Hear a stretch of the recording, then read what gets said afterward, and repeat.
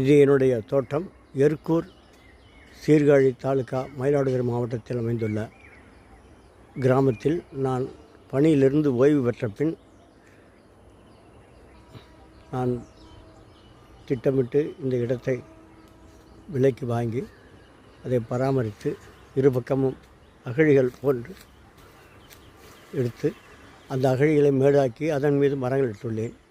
இங்கு ஒரு வருடத்துக்கு முன்பாக நட்ட மரங்கள் என்னன்னா, அவை இந்த தண்ணீர் இங்கு மழை பெய்து விட்டால் தண்ணி ஒரு வாரத்திற்கு தண்ணி வடியாது. அப்படி இருக்கும் பட்சத்தில் தேக்கு போன்ற மரங்களை நடவு செய்தேன். அந்த மரங்கள் இறந்து விட்டன.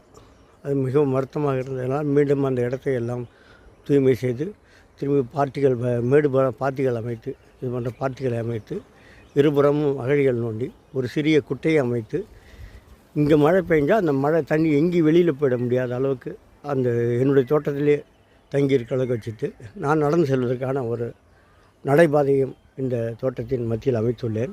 நடைபாதை இந்த பகுதிகளில் தென்னை மரமும் இடையிடையே வாழை மரமும் நடவு செய்துள்ளேன்.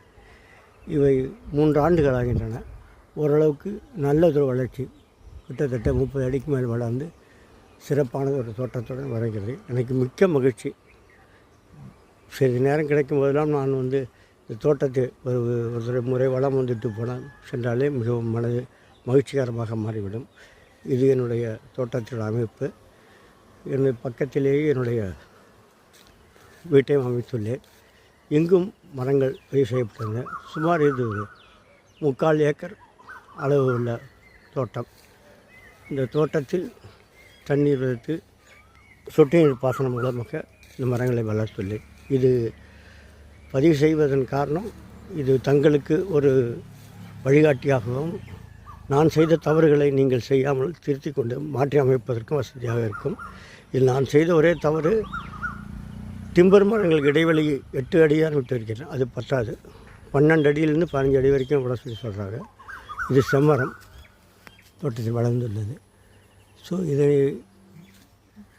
பார்வையிடும் தங்களுடைய தோட்டத்தில் தாங்கள் விருப்பப்படும் போது விருப்பத்துக்கு ஏற்ற மாதிரி வடிவமைத்து சிறப்பாக செய்து முடிக்குமாறு மிகவும் அன்புடன் கேட்டுக்கொள்கிறேன். வணக்கம். நன்றி. வாழ்க வளமுடன்.